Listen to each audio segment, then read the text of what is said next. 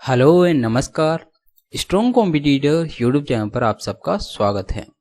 तो जैसा कि अपन एसएससी सीजीएल 2022 की सारे शिफ्टों के पेपर अपन हल कर रहे थे। अपन ने 1 दिसंबर और 2 दिसंबर की सारे शिफ्टों के पेपर अपन हल कर चुके और 3 दिसंबर की अपन तीनों शिफ्टों के पेपर अपन हल कर चुके। और आज अपन 3 दिसंबर की जो चौथी शिफ्ट है इसके सारे 25 क्वेश्चन हल करने वाले हैं।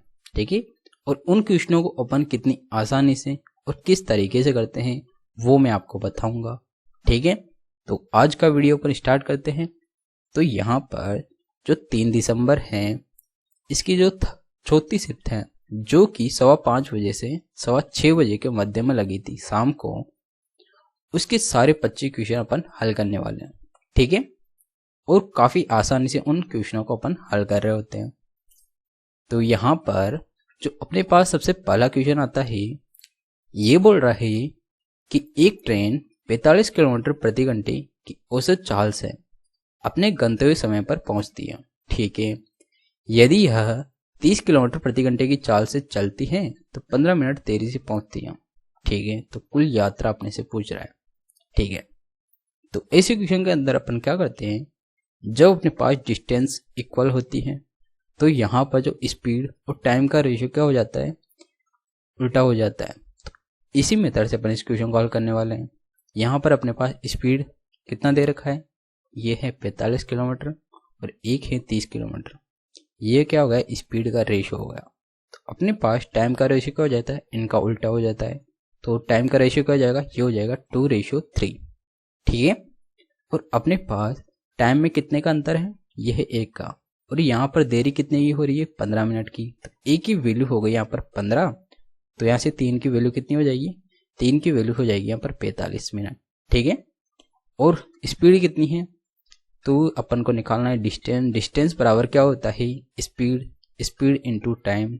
स्पीड है अपने पास 30 की स्पीड से, और यहाँ पर टाइम कितना होगा 45 मिनट। मिनट के अंदर है तो इसको घंटे में बदलने के लिए 60 से भाग दे देते हैं। ठीक है, तो अपन इसको हल कर लेते हैं। ये 2 बार, ये 1 बार, 2 का 45 में भाग दिया तो अपने पास क्या आ गया, ये आ गया 22.5 किलोमीटर। ठीक है, तो अपने पास इस तरीके से काफी आसानी से आंसर आ जाता है। ठीक है, तो आपको जब भी इस प्रकार का कोई क्वेश्चन पूछे तो आप तुरंत उसके अंदर रेशियो लगाइए।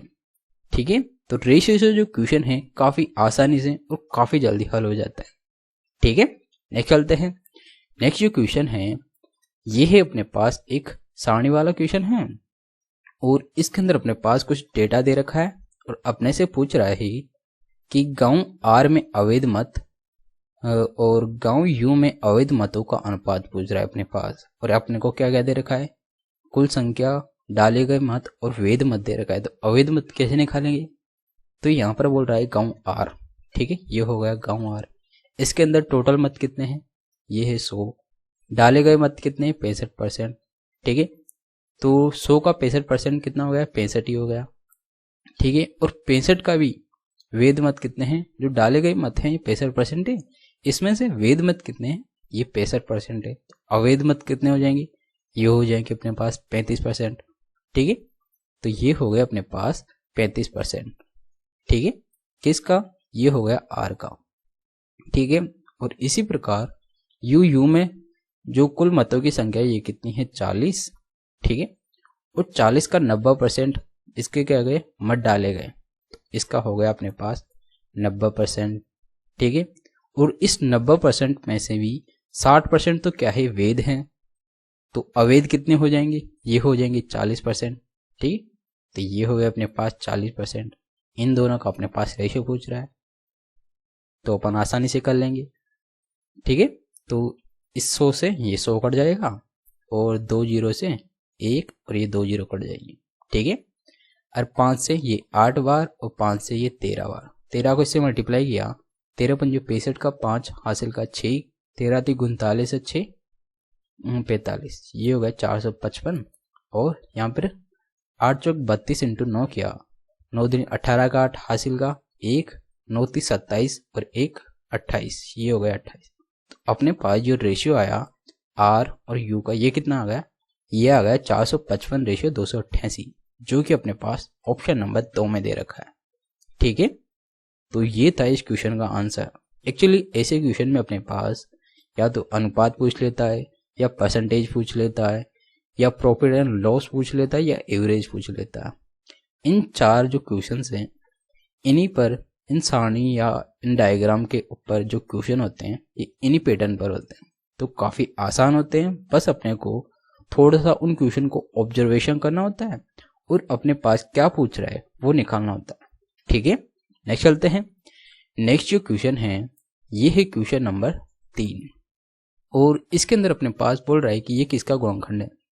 ठीक है, तो अपन क्या करते हैं ऐसे क्वेश्चन में, या तो सीधा ऑप्शन देखते हैं, और ऑप्शन से अपने पास समझ नहीं आ रहा तो सीधा सीधा अपन इसका क्या करते हैं, होल स्क्वायर निकाल लेते हैं।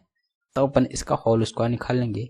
mx प्लस एन का होल स्क्वायर कितना हो जाएगा, ये हो जाएगा m square x square plus n square plus 2ab 2 into m x into b कितना है n, तो ये हो रहा है। और ये किस ऑप्शन में है, ये अपने पास ऑप्शन नंबर 3 में दे रखा है। ठीक है, तो आपको या तो क्वेश्चन को देखते ही समझ आना चाहिए कि ये किसका गुणनखंड है। तो ऑप्शन में आप, ये एक ऐसा ऑप्शन है जिसके अंदर यहाँ पर सीधा सीधा दे रखा है, यहाँ पर 2ab की वैल्यू नहीं है, यहाँ पर भी नहीं है, और यहाँ पर भी 2ab की वैल्यू स्पष्ट नहीं है। तो इसके अंदर ही 2ab की वैल्यू स्पष्ट है, तो अपना आंसर ऑप्शन को देखते ही आ जाना चाहिए। ठीक है, नेक्स्ट चलते हैं। नेक्स्ट जो क्वेश्चन है ये है क्वेश्चन नंबर 4, और इसके अंदर बोल रहा है यदि किसी घन के विकर्ण की लंबाई 7√3 सेंटीमीटर है तो उस घन का पृष्ठीय क्षेत्रफल ज्ञात करें। ठीक है, तो अपन जानते हैं जो घन का विकर्ण होता है वो क्या होता है, ये होता है a√3, और इसकी वैल्यू अपने पास क्या दे रखा है, 7√3 दे रखा है, तो a की वैल्यू कितनी हो गई, ये हो गई 7। और घन का पृष्ठीय क्षेत्रफल क्या होता है, 6a² होता है। ठीक है, 6 इंटू ए कितना है 7, 7 का स्क्वायर 49, तो ये कितना आएगा 6 नाम 54 का 4, हासिल का 5, 6 जो का 24 और 5 29, तो ये हो गया अपने पास 294 सेंटीमीटर स्क्वायर, जो कि ऑप्शन नंबर 1 में दे रखा है। ठीक है, तो यहाँ पर विकर्ण देकर पृष्ठीय क्षेत्रफल पूछ रहा था, तो अपन यहाँ पर अगर अपने पास भुजा आ जाती है तो अपन कुछ भी निकाल लेते हैं। ठीक है, तो ये था क्वेश्चन नंबर 4। नेक्स्ट चलते हैं। नेक्स्ट जो क्वेश्चन है ये है क्वेश्चन नंबर 5। ठीक है, और ये जो क्वेश्चन है ये एक्चुअली काफी अच्छा क्वेश्चन पूछा गया इस बार एसएससी ने, और काफी इजी भी है। इसके अंदर बोल रहा है कि दो एक समान वृत्त जिनमें से प्रत्येक की त्रिज्या 30 सेंटीमीटर है, ठीक है, एक दूसरे को इस प्रकार प्रतिच्छेदित करते हैं कि उनमें से प्रत्येक की परिधि दूसरे के केंद्र से होकर गुजरती है। ठीक है, तो प्रतिच्छेदित क्षेत्र का क्षेत्रफल क्या होगा। ठीक है, तो बेसिकली यहाँ पे बोल रहा है कि यहाँ पर दो वृत्त हैं, ठीक है, जो एक दूसरे के केंद्र से उनकी परिधि गुजर रही है। ठीक है, ये हो गया। और अपने पास जो ये क्षेत्र है इसका अपने पास एरिया पूछ रहा है। यहाँ पर त्रिज्या कितनी दे रखी है, तो ये हो गई त्रिज्या, दोनों की त्रिज्या सेम होगी। क्यों, क्योंकि एक दूसरे के केंद्र से गुजरे हैं, तो ये कितनी है 30 सेंटीमीटर। ठीक है, तो अपने यहाँ पर थोड़ा सा कलर चेंज कर लेते हैं, ये हो जाएगा अपने पास, यहाँ पर अपने पास जो ये है इसको अपन मान लेते हैं ए, और ये केंद्र को मान लेते हैं अपन बी, इसको मान लेते हैं अपन सी, और ये हो गया डी। ठीक है, और यहाँ से यहाँ तक की जो दूरी है ये भी त्रिज्या है, और ये भी त्रिज्या है, ये भी त्रिज्या है, ये भी क्या है एक त्रिज्या है। ठीक है, और ये कितनी है अपने पास 30 सेंटीमीटर है। तो अपन यहाँ पर क्या करेंगे कि जो, ठीक है, तो यहाँ पर अपन एक बार और पेन चेंज कर लेते हैं, अपन ले लेते हैं, तो एक्चुअली जो ये वाला है इस रेडियस से और इस रेडियस से जो त्रिज्याखंड बन रहा है ये वाला, ठीक है, ये वाला त्रिज्याखंड है। एक बार तो इस त्रिज्याखंड का एरिया, और एक बार इसी प्रकार जो ये वाली रेडियस है, ठीक, और ये वाली रेडियस है, इससे बनने वाला जो ये वाला त्रिज्याखंड है, इन दोनों त्रिज्याखंड को अपन क्या करेंगे जोड़ देंगे, और उसके अंदर से अपन जो ये दो ट्रायंगल बन रहे हैं, एक ऊपर और एक नीचे, इन दोनों ट्रायंगल से जो एरिया बन रहा है वो एरिया घटा देंगे। क्यों, क्योंकि जब भी अपन यहाँ पर क्या कर रहा है, दो त्रिज्याखंड हैं, इनमें इसके अंदर जो ये वाला ट्रायंगल है इन दोनों से बन रहा है, ये क्या है 2 बार आ गया, तो इसीलिए अपन जो एक बार इन दोनों ट्रायंगल का एरिया घटा देंगे तो अपने पास जो ये पूरा एरिया है शेडेड एरिया, मतलब ये वाला, इसका अपने पास क्या आ जाएगा, एरिया आ जाएगा। ठीक है, तो अपन क्या करेंगे, सबसे पहले ये त्रिज्याखंड है इसका क्षेत्रफल निकालेंगे। ठीक है, तो ये क्या हो जाएगा अपने पास, त्रिज्याखंड का क्षेत्रफल क्या होता है, क्या हो जाएगा पाई आर स्क्वायर थीटा। आर कितना है यहाँ पर 30 है, तो ये हो जाएगा 30 का स्क्वायर। थीटा कितना है, थीटा क्या हो जाएगा, जब ये भुजा 30 है, ये भुजा 30 है, ये भुजा 30 है, जब इक्विवेलेंट ट्रायंगल हो जाता है तो इक्विवेलेंट ट्रायंगल का प्रत्येक कोण कितना होता है, वो होता है 60 डिग्री। तो ये 60 हो जाएगा, ये भी 60 हो जाएगा, ये भी 60 हो जाएगा, इसी प्रकार ये भी 60 हो जाएगा, ये भी 60 हो जाएगा और ये भी 60 हो जाएगा। तो ये वाला कोण कितना बन रहा है, ये 60 60 120 बन रहा है। ठीक है, तो अपने पास जो त्रिज्याखंड का कोण आ गया ये कितना आ गया 120, तो ये हो गया थीटा की वैल्यू 120 हो गई और अपॉन 360। ठीक है, और ये कितने हैं 2 है, तो अपन 2 से मल्टीप्लाई कर दिया, ये एक बार ये 2 बार। ठीक है, और यहाँ पर भारतीय एक्चुअली 3 बार कटेगा ना, 3, और ये 30 का स्क्वायर, तो ये कितना हो जाएगा, ये हो जाएगा अपने पास 30 × 30। ठीक है, तो एक 3 से 3 करेगा, बच गया 300। 300 को अपन क्या करें 200 से मल्टीप्लाई किया तो अपने पास ये आ गया 600 पाई। ठीक है, 600 पाई के अंदर से अपन क्या करेंगे, जो दोनों इक्विवेलेंट ट्रायंगल हैं इनका एरिया घटा देंगे। तो इक्विवेलेंट ट्रायंगल का जो एरिया होता है वो क्या होता है, √3/4 ए स्क्वायर। ए कितना है 30, 30 का स्क्वायर कर देंगे। ठीक है, तो इसमें से अपन क्या करें, दोनों का घटाएंगे तो 2 से मल्टीप्लाई कर देंगे। ठीक है, तो 2 एकम 2, 2 दूना 4, 30 हैं, तो यहाँ पर 30 इंटू 2 से 30 कटा या बचा 15, तो 15 थी 45, तो यहाँ आ गया कितना 450 और ये √3। ठीक है, तो अपने पास 600 पाई और 450 √3 आ रहा है इसका आंसर। 600 पाई माइनस 450 √3 ये आ रहा है, और ये अपने पास ऑप्शन नंबर 4 में दे रखा है। आपने अगर इतना ही हल कर लिया तो आपको इतना करने की कोई जरूरत नहीं है, क्योंकि यहाँ पर जब अपन ऑप्शन देखते हैं तो 600 पाई ओनली एक ही ऑप्शन के अंदर दे रखा है। आप इतना निकाल कर भी क्वेश्चन पर टिक मारकर तुरंत आगे बढ़ सकते हैं। ठीक है, तो आपको एक्चुअली क्वेश्चन को हल करने से पहले ऑप्शन को देखना चाहिए ताकि आप क्वेश्चन करने में काफी आसानी रहे। ठीक है, नेक्स्ट चलते हैं। नेक्स्ट जो क्वेश्चन है ये है क्वेश्चन नंबर 6, और इसके अंदर बोल रहा है अपने पास कि 1200 मीटर की दौड़ में बाइक ए बाइक बी को 100 मीटर से हरा रहा है, और 600 मीटर की दौड़ में बाइक बी बाइक सी को 100 मीटर से हरा रहा है। ठीक है, यदि बाइक ए 720 मीटर की दौड़ में बाइक सी को 30 सेकंड से हरा देता है तो बाइक सी की चाल ज्ञात करें। ठीक है, तो ऐसे क्वेश्चन एक्चुअली कई शिफ्टों के अंदर पूछे गए हैं। ठीक है, तो इस प्रकार के पैटर्न के क्वेश्चन काफी इंपॉर्टेंट हो जाते हैं और ऐसे क्वेश्चन को अपन ट्रेस से हल करते हैं। ठीक है, तो यहाँ पे बोल रहा है कि जो ए और बी है, ये ए अगर 1200 मीटर दौड़ेगा तो बी कितना दौड़ेगा, 100 मीटर से हरा रहा है, तो इसका मतलब ये 1100 ही दौड़ेगा।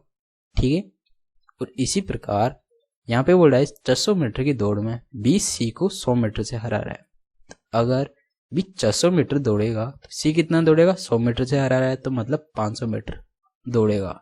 ठीक है, तो अपन इनका रेशियो निकालेंगे। अब ये क्या हो जाएगा, ये भी अपन 1100 लिख लेते हैं और ये 600 लिख लेते हैं, तो 3 0 से ये 3 0 कट जाएगी, इसमें भी 3 0 से ये 3 0 कट जाएगी। अपने पास यहाँ कितना हो गया, 12 72 और ये 66 और ये 4 5 55।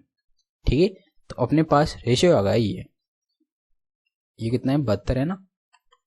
हाँ, और आगे बोल रहा है 720 मीटर की दौड़ में, तो ए को अपन 720 बनाना है तो इसको अपन 10 से मल्टीप्लाई कर देंगे, और सी इसको भी अपन 10 से मल्टीप्लाई कर देंगे। तो इन दोनों का डिफरेंस कितना आ रहा है, ये आ रहा है 0, 12 में से 5 गया तो 7 और 170 मीटर का यहाँ पर डिफरेंस आ रहा है। ये बोल रहा है 30 सेकंड के अंदर हरा रहा है। डिस्टेंस हो गई 170 मीटर और टाइम कितना हो गया 30 सेकंड, तो इसकी स्पीड हो जाएगी अपने पास, ये हो जाएगी 17/3 मीटर पर सेकंड। ठीक है, और अपने पास से की चाल ही पूछ रहा है, तो चाल कितनी हो गई 17/3 मीटर पर सेकंड, जो कि यहाँ पर ऑप्शन नंबर 3 में दे रखा है। ठीक है, तो इस इक्वेशन को अपन रेशियो से काफी आसानी से हल कर देते हैं और तुरंत आगे बढ़ जाते हैं। ठीक है, तो आप इस इक्वेशन के अंदर ये वाला मेथड लगाएं। ठीक है, तो नेक्स्ट चलते हैं। नेक्स्ट जो क्वेश्चन है ये है क्वेश्चन नंबर 7 और इसके अंदर बोल रहा है कि एक बेईमान व्यापारी ग्राहक को कहता है कि वह अपनी वस्तुएं क्रय मूल्य पर बेचता है। ठीक है, लेकिन वह गलत वजन का प्रयोग करता है और लाभ के रूप में 12.5% का लाभ अर्जित करता है। ठीक है, 1 केजी वजन करने के लिए वह कितने ग्राम का उपयोग करता है, ये अपने से पूछ रहा है। ठीक है, तो अपन जानते हैं कि 12.5% है, इसकी फ्रैक्शन वैल्यू कितनी होती है, ये होती 1/8। ठीक है, तो यहाँ पर जो 1 केजी है ये किसकी वैल्यू है, जब इसके अंदर लाभ कितने का हो रहा है 1 का, तो ये बेच कितने में हो रहा है 9 में। ठीक है, तो यहाँ से जो 9 की वैल्यू कितनी है 1 केजी है, अपने को सिर्फ 8 की वैल्यू निकालना है। ठीक है, तो 1000 ग्राम ये किसकी वैल्यू है 9 की, और अपने को सिर्फ 8 की वैल्यू निकालना है। तो ये कितना हो गया, ये हो गया 8000/9, 9×8 = 72, बचा कितना 8, 9×8 = 8, 9×8 = 8.8, ये हो जाएगा। ये ऐसा ही चलता रहेगा। ठीक है, तो अपने पास जो आंसर आएगा वो आएगा 888.89 ग्राम।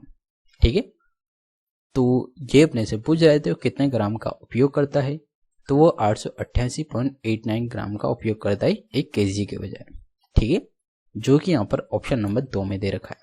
तो आपको ऐसे क्वेश्चन के अंदर कुछ नहीं करना होता, जो अपने पास जो दर दे रखी है उसको अपन फ्रैक्शन रूप में चेंज करके और अपन उसके अंदर जो बढ़ा के अपने पास जो वैल्यू दे रखा है वो उसकी वैल्यू हो जाती है, और अपने पास जो ज्ञात करना होता है वो अपन इस प्रकार ज्ञात कर लेते हैं।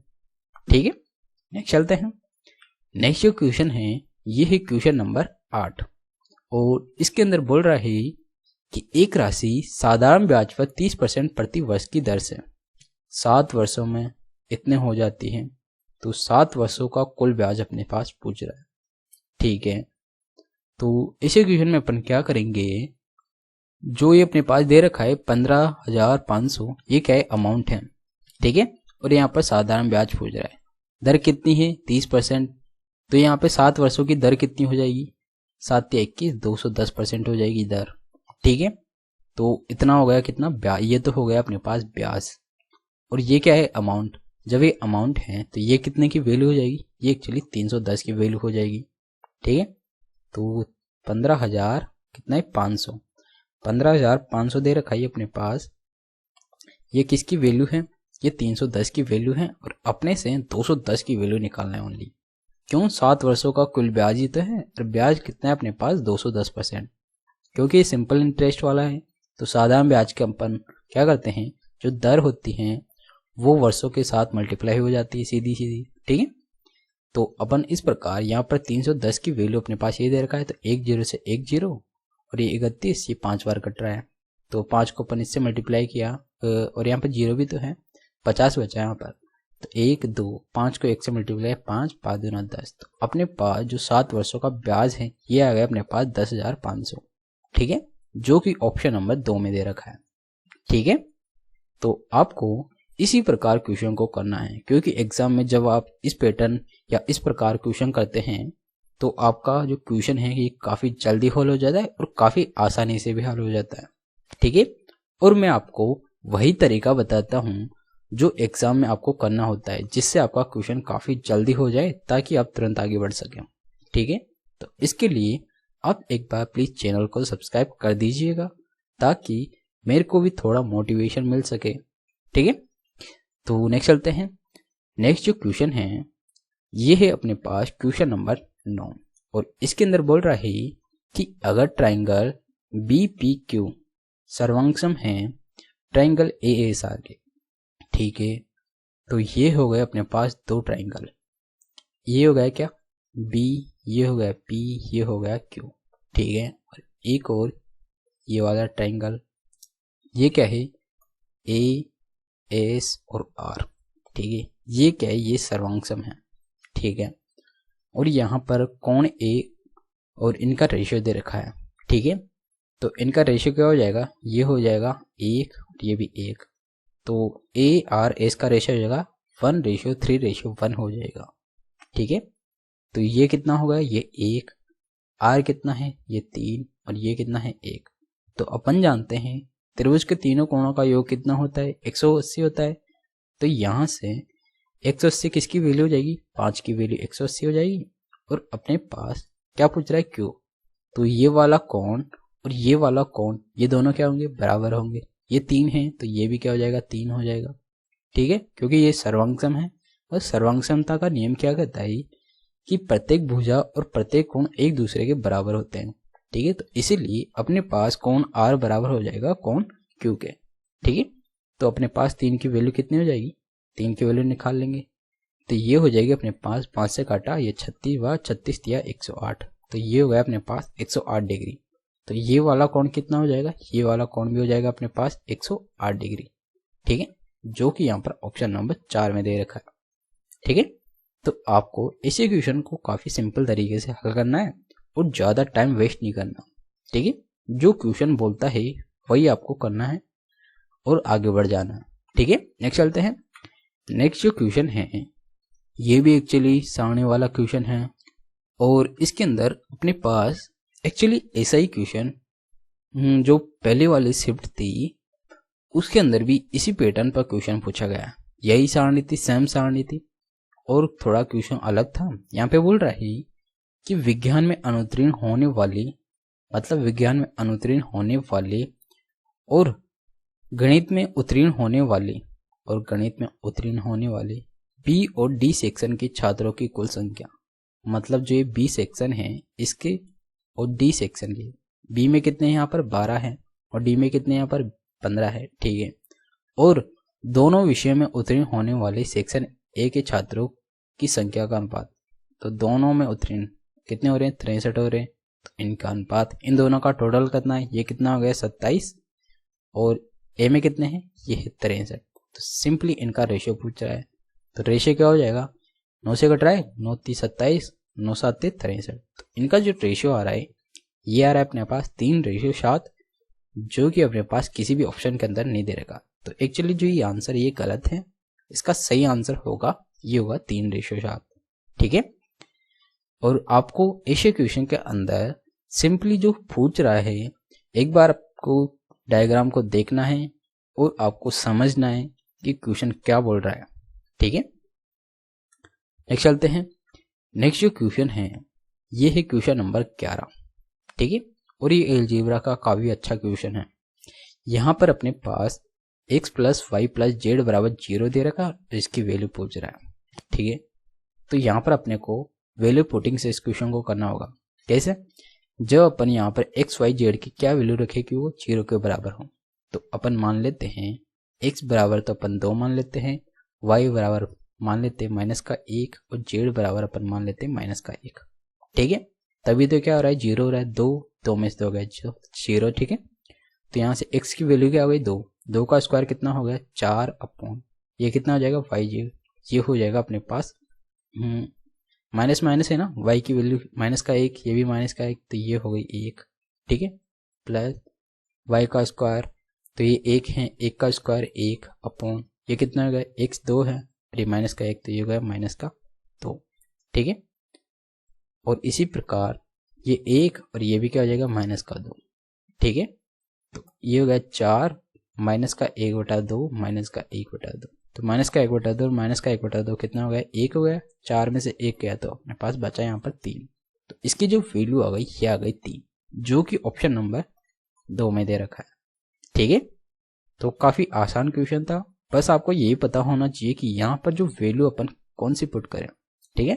और इस क्वेश्चन के अंदर अपन वैल्यू 2 -1 और -1 पुट करते हैं, ठीक है। अगर किसी ने इस प्रकार का पैटर्न का क्वेश्चन पहले से हल किया है तो इस क्वेश्चन को काफी आसानी से हल कर रहा होता है, ठीक है। तो इसीलिए मैं बोलता हूँ आपको कि ज्यादा से ज्यादा प्रैक्टिस करिए और क्वेश्चनों को आप काफी जल्दी तभी हल कर पाएंगे जब आप ज्यादा से ज्यादा प्रैक्टिस कर पाएंगे, ठीक है। नेक्स्ट चलते हैं। नेक्स्ट जो क्वेश्चन है ये है अपने पास क्वेश्चन नंबर 12। और इसके अंदर बोल रहा है कि एक वृत्त के त्रिज्याखंड का क्षेत्रफल 308 सेंटीमीटर स्क्वायर है, इसका केंद्रीय कोण 45 है, तो वृत्त की त्रिज्या पूछ रहा है। ठीक है, तो अपन जानते हैं जो वृत्त के त्रिज्याखंड का क्षेत्रफल होता है ये क्या होता है, हो जाता है पाई आर स्क्वायर थीटा अपॉन 360 होता है। ठीक है, तो ये हो गया 22/7 into r square into theta कितना है 45 अपॉन 360, और इसकी वैल्यू अपने पास 308। ठीक है, अब ये किससे कट रहा है, ये 9 से कट रहा है, 9 पंजो 45 और ये 9 चौका 36, ये 1 और ये 8। ठीक है, और ये 22 दो बार कट रहा है 11 से, 11 से 2 बार, और ये 11 से है, 11 दूनी 22, 11 8 88, और ये 2 से 1 और ये 14।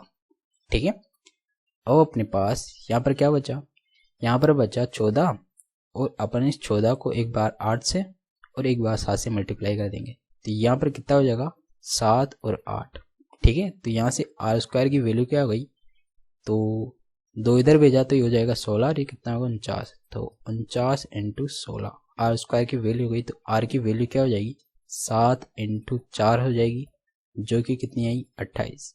ठीक है, तो ये आ गए अपने पास आर की वैल्यू 28, जो कि ऑप्शन नंबर 1 में दे रखा है।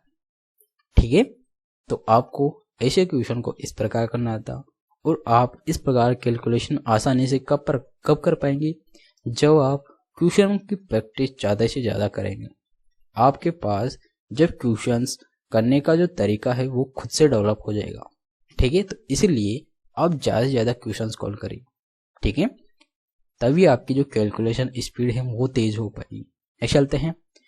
नेक्स्ट जो क्वेश्चन है ये है क्वेश्चन नंबर 13, और इसके अंदर बोल रहा है कि दिए गए त्रिभुज का अध्ययन कीजिए और बीसी की लंबाई, जो बीसी है मतलब एक्स की वैल्यू ज्ञात करना है। तो सिंपल है, अपन साइन 30 लगा देंगे, जो कि क्या होता है लंब बटावा कर्ण। तो साइन 30 बराबर हो जाएगा x बटावा 10। ये कितना होता है 1/2 बराबर x बटावा 10, ये 1 ये 5, तो x की वैल्यू आ गई अपने पास 5। ठीक है, जो कि ऑप्शन नंबर 4 में है। नेक्स्ट चलते हैं। नेक्स्ट जो क्वेश्चन है ये है क्वेश्चन नंबर 14, और इसके अंदर बोल रहा है कि ट्राइंगल ABC, ठीक है, बी पर एक समकोण त्रिभुज है। ठीक है, तो ये हो गया अपने पास एक राइट एंगल ट्राइंगल, ये बी है, ये ए है, ये सी है। ठीक है, और यहाँ पे बोल रहा है कि tan A, ये tan A बराबर लंब, ये 5 हो गया, ये 12 हो गया, ये कितना हो जाएगा ये 13 हो जाएगा, क्योंकि एक ट्रिपलेट है 5 12 13 का। ठीक है, और यहाँ पर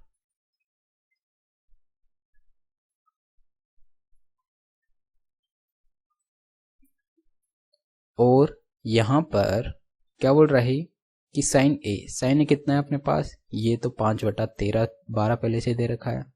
ठीक है, और प्लस साइन बी कितना हो जाएगा, ये हो जाएगा 90, तो इसका मतलब 1 प्लस ये कितना है, ये अपने पास साइन सी क्या हो जाएगा लंब बटावा कर्ण, तो ये हो जाएगा 12/13। ठीक है, और ए कितना हो जाएगा, ए हो जाएगा साइन ए बोल रहा है, तो ये 5/12 नहीं 5/13 होगा ये।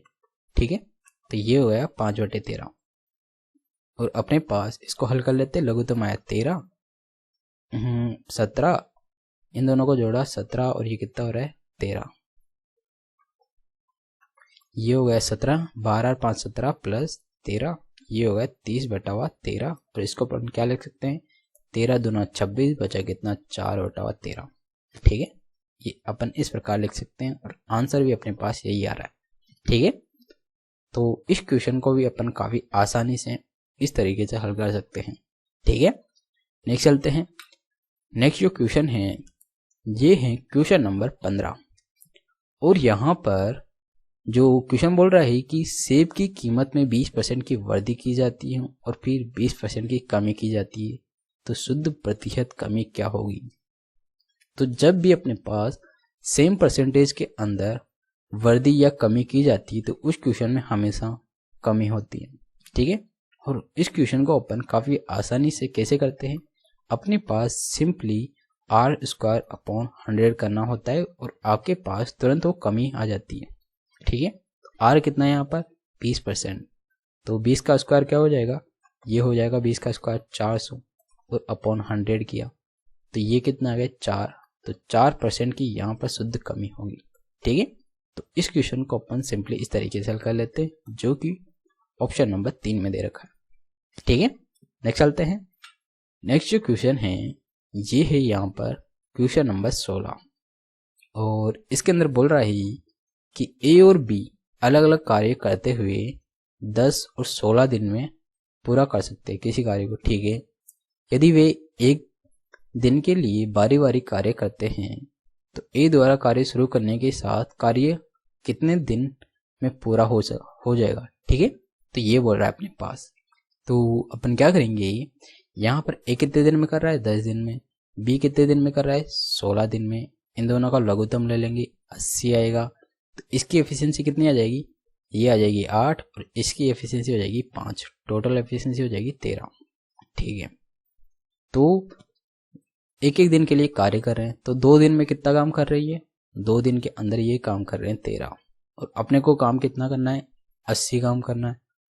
तो यहाँ पर 13 6 78, तो 2 × 6 और ये भी 13 × 6, तो यहाँ पर दिन कितने हो गए, ये हो गए 12 दिन और काम कितना हो गया 13 6 78, 78 काम हो गया। ठीक है, ये हो गया। अब अपने पास काम कितना बचा, 2 काम बचा और करेगा कौन, ए करेगा क्योंकि ए सबसे पहले काम कर रहा है। तो ए की एफिशिएंसी कितनी है 8। ठीक है, तो 12 दिन तक तो हो गया। अब काम कितना बचा, 2 बचा, कौन करेगा, ए करेगा 8 की एफिशिएंसी से, तो 1 और ये 4, तो यहाँ पर बच गया 12 से ही 1/4। ठीक है, तो इतने दिन लगेंगे इसको इन दोनों को कार्य को पूरा करने में। ठीक है, जो कि ऑप्शन नंबर 3 में दे रखा है। तो आप इस इक्वेशन को सिंपली इस तरीके से हल करते हैं जो कि काफ़ी आसानी से और काफ़ी जल्दी हल हो जाता है। ठीक है, नेक्स्ट चलते हैं। नेक्स्ट जो क्वेश्चन है ये है क्वेश्चन नंबर 17 और इसके अंदर बोल रहा है कि कुर्सी का अंकित मूल्य 2400 है जो क्रय मूल्य से 20% अधिक है। ठीक है, यदि कुर्सी को अंकित मूल्य पर 10% की छूट पर बेचा जाता है तो लाभ प्रतिशत क्या होगा। ठीक है, तो जब भी आपके पास यहाँ पर परसेंटेज देकर और परसेंटेज ही पूछ रहा है तो यहाँ पर जो वैल्यू होती है उनका कोई मतलब नहीं होता। अपन बिना वैल्यू के इस क्वेश्चन को काफ़ी आसानी से हल करते हैं।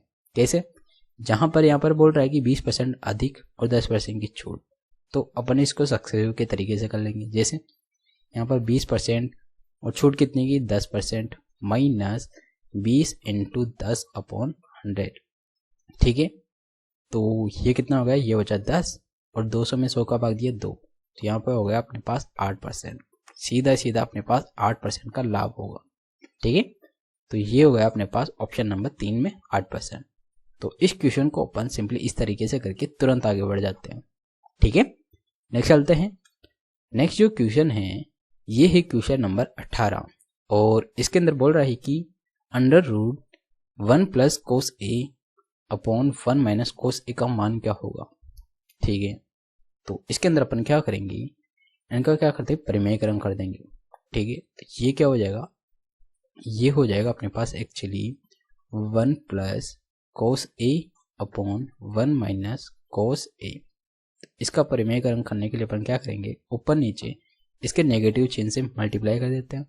तो ये क्या हो जाएगा 1 + cos A upon 1 - cos A हो जाएगा ये प्लस हो जाएगा ये भी। ठीक है, तो ऊपर तो क्या होगा इसका होल स्क्वायर हो गया 1 + cos A का क्या हो गया होल स्क्वायर अपॉन ये क्या हो गया A + B A - B वाला, तो 1 - A² मतलब cos स्क्वायर A और इसके लग रहा है अंडर।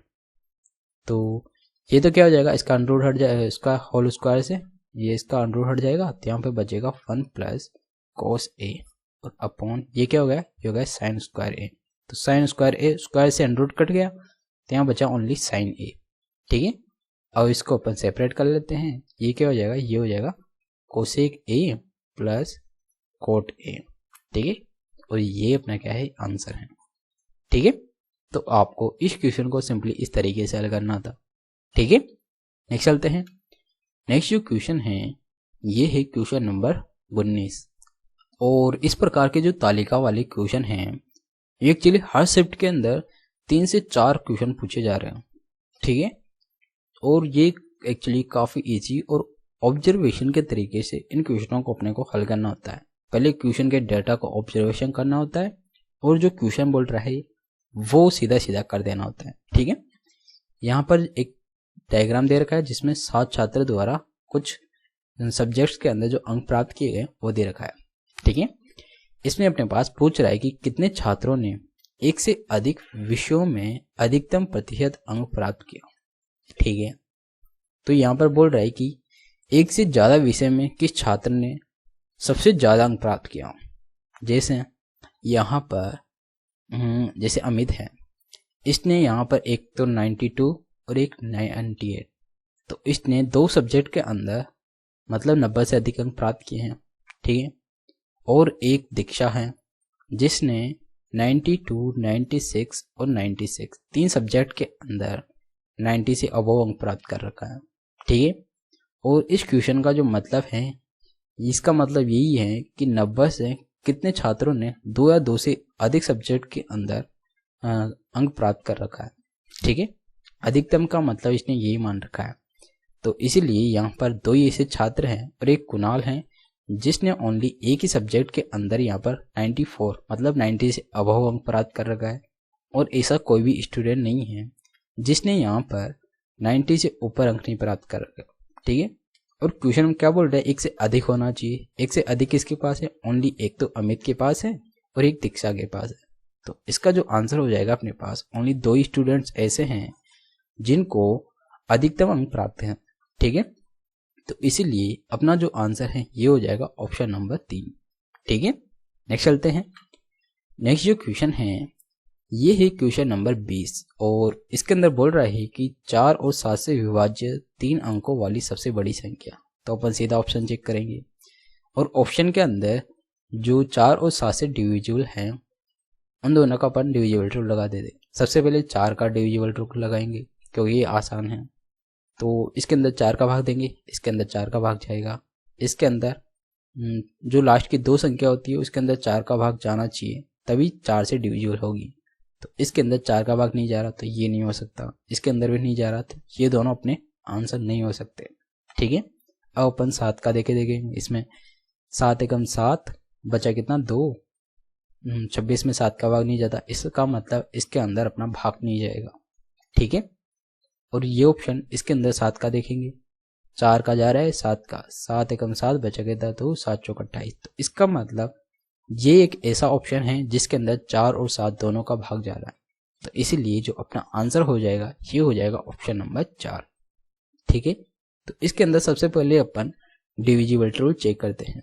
वो सबसे आसान जो है उसको सबसे पहले चेक करते हैं, उससे क्या है अपने पास आधे ऑप्शंस कट जाते हैं तो क्वेश्चन को करने में थोड़ा आसानी रहती है, ठीक है। नेक्स्ट चलते हैं।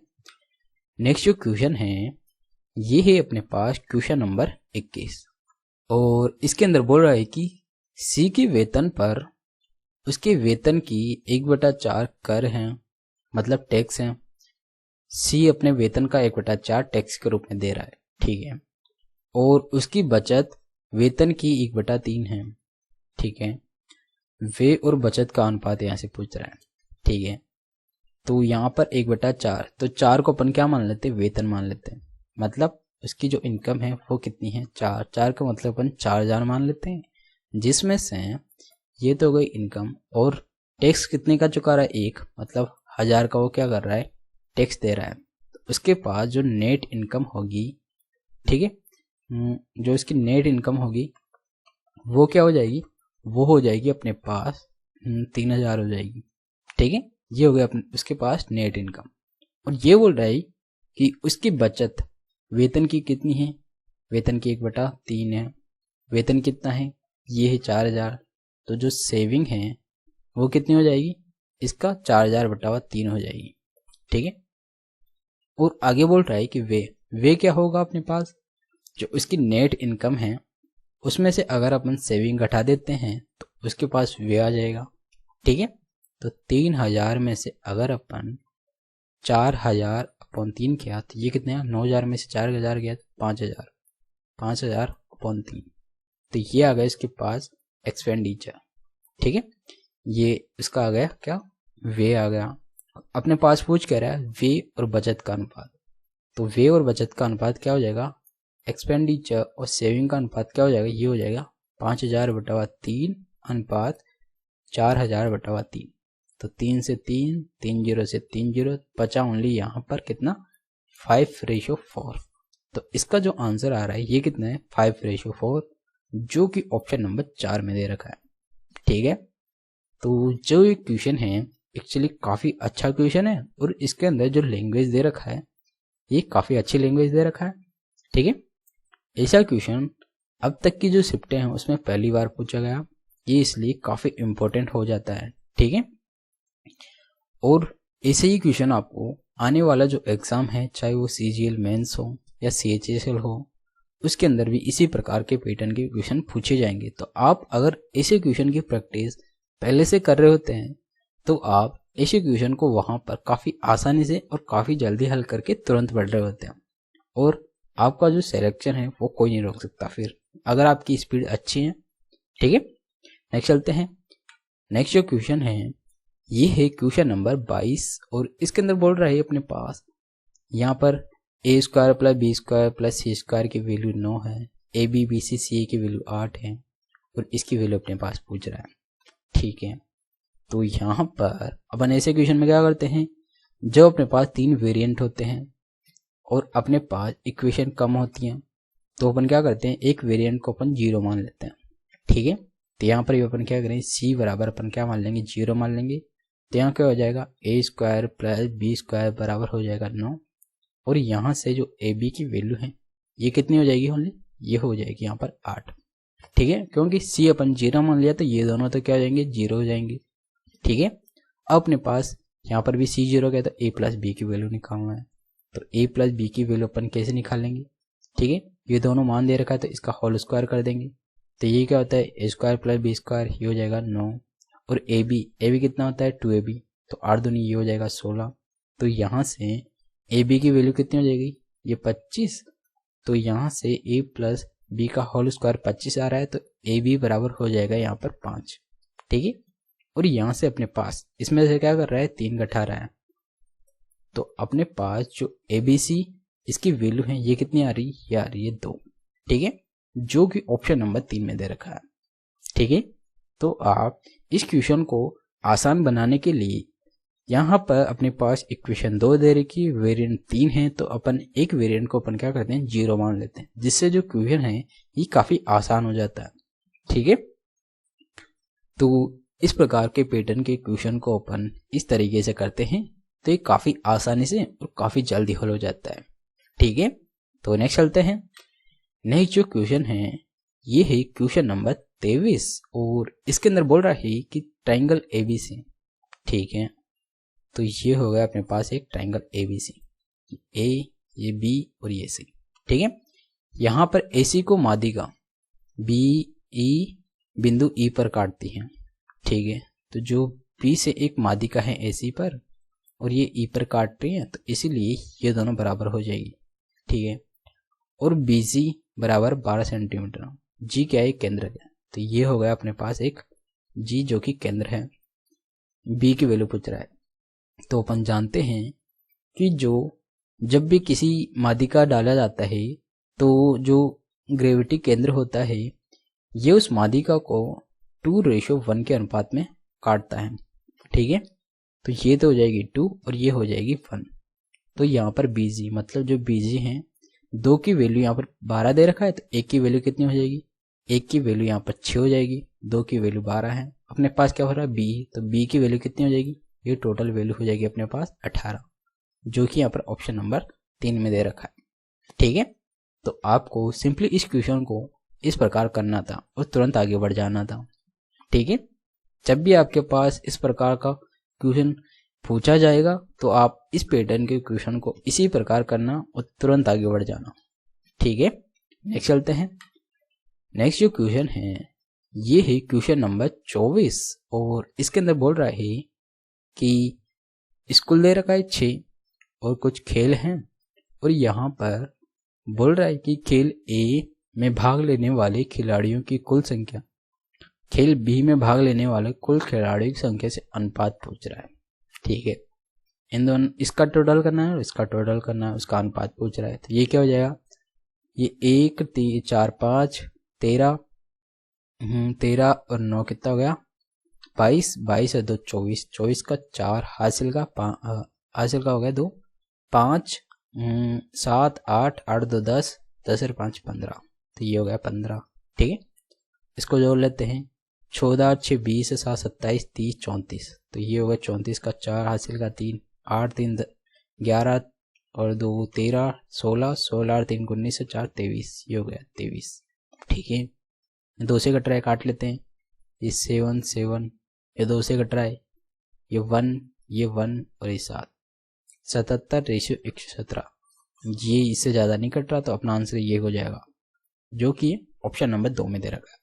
ठीक है, तो ऐसे क्वेश्चन के अंदर सिंपली रेशियो, ऐसा ही प्रकार का रेशियो, परसेंटेज, एवरेज यही पूछा जाता है, मैंने आपको बताया भी है। ठीक है, तो काफ़ी आसानी से इस प्रकार के क्वेश्चन को अपन हल करके तुरंत आगे बढ़ जाते हैं। नेक्स्ट चलते हैं।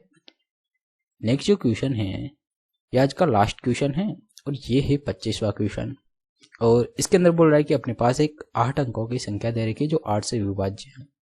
तो यहाँ पर जो एक्स वाई है इसके कुल कितने संभावित युग्म हो सकते हैं। ठीक है, तो अपन जानते हैं कि वह संख्या अगर लास्ट के 3 डिजिट अगर उससे डिविजिबल हैं तो वो पूरी की पूरी संख्या 8 से डिविजिबल होगी। तो अपन इसके अंदर क्या करेंगे, जो लास्ट के 3 अंक हैं इसके अंदर 8 का भाग देके देख लेते हैं। ठीक है, तो यहाँ से जो x की और y की क्या क्या वैल्यू हो सकती है, तो सबसे पहले अपन क्या करेंगे, x की वैल्यू अगर अपन यहाँ पर x की वैल्यू अपन 0 रखते हैं तो y की वैल्यू क्या होगी, y की वैल्यू भी 0 हो जाएगी। क्यों, 60 के अंदर 8 का भाग जाता है। ठीक है, एक तो ये मान हो सकता है इसका, और अगर x की वैल्यू 0 रखते हैं तो y की वैल्यू क्या हो जाएगी 8, एक ये भी मान हो सकता है, इसमें भी 8 का भाग जाएगा। जब अपन x की वैल्यू 1 रखते हैं तो y की वैल्यू क्या हो जाएगी, y की वैल्यू हो जाएगी अपने पास 61 5 बचा 56, तो y की वैल्यू यहाँ पर हो जाएगी 6। ठीक है, जब अपन x की वैल्यू यहाँ पर 2 रखते हैं तो y की वैल्यू कितनी हो जाएगी 62 6 4 हो जाएगी। ठीक है, और जब इसी प्रकार अपन x की वैल्यू यहाँ पर 3 रखते हैं तो y की वैल्यू कितनी हो जाएगी, ये हो जाएगी 2, क्योंकि 7 2 72, 72 में जाएगा फिर 8 का भाग। x की वैल्यू 4 रखते हैं तो y की वैल्यू क्या हो जाएगी, एक तो 0 हो जाएगी, क्यों 64 में भाग जा रहा है तो 0 लगा देंगे। ठीक है, इसी प्रकार यहाँ पर x की वैल्यू 5 रखते हैं तो y की वैल्यू क्या हो जाएगी 1,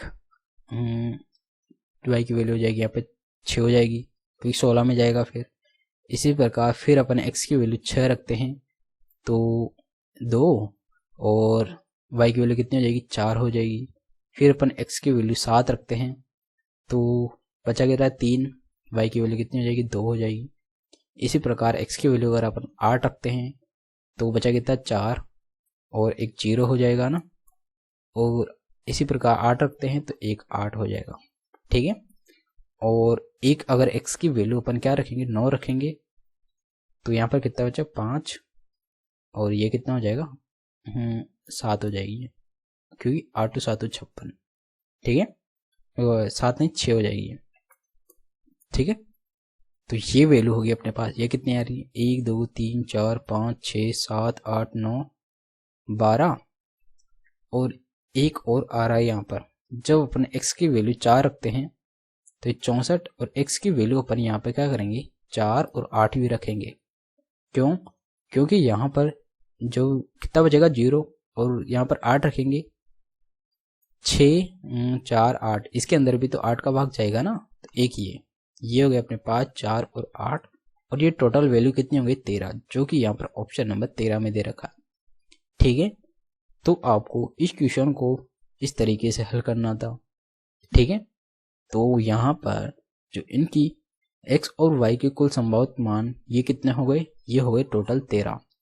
ठीक है, और ऐसे ही क्वेश्चन आपको एग्जाम में पूछे जाते हैं ताकि आप ऐसे क्वेश्चन के अंदर फंस जाएं और आपका टाइम खराब हो जाए। ठीक है, तो ऐसे क्वेश्चन को आप सबसे लास्ट में करिएगा। अगर आपके पास टाइम बचता है, नहीं तो आपका जो टाइम है वो काफ़ी लग जाएगा। ठीक है, तो ये हो गए आज के 25 क्वेश्चन। ठीक है, तो आज के लिए इतना ही। तो अगर आपने अभी तक चैनल को लाइक नहीं किया और वीडियो को लाइक नहीं किया तो आप प्लीज़ वीडियो को लाइक करिएगा और चैनल को सब्सक्राइब भी कर दीजिएगा, क्योंकि मैं आपके लिए वो सारे शिफ्टों के अच्छे अच्छे क्वेश्चन लाऊंगा और उन क्वेश्चनों को अपन कितनी आसानी से करते हैं वो मैं आपको बताता हूँ। ठीक है, तो इसके लिए आपको प्लीज़ एक बार सब्सक्राइब कर देना है चैनल को, ताकि आप जब भी मैं कोई वीडियो डालूँ तो आपके पास आसानी से आ सकें और आप उन वीडियो को देख सकें। ठीक है, और आप क्वेश्चन को काफ़ी अच्छे तरीके से और कितना जल्दी कर पाए वो सीख सकें। ठीक है, तो आज के लिए इतना ही। तो मिलते हैं एक और नए वीडियो के साथ। So guys, thank you.